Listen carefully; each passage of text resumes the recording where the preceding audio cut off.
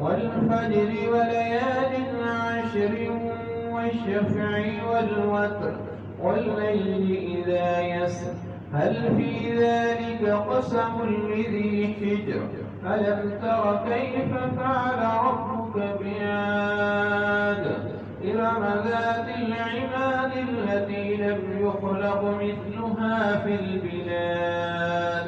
وثمود الذين جابوا الصخر بالواد وفرعون ذي الأوتاد الذين طغوا في البلاد فأكثروا فيها الفساد فصب عليهم ربك سوط عذاب إن ربك لبالمرصاد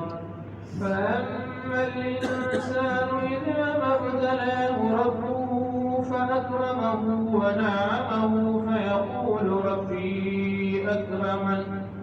وأما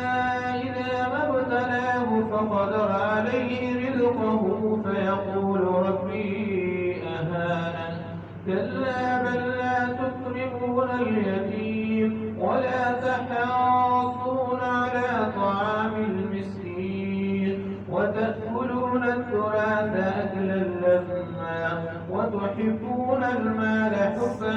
جما كلا إذا دكت الأرض دكا دكا وجاء ربك والملك صفا صفا وجيء يومئذ بجهنم يومئذ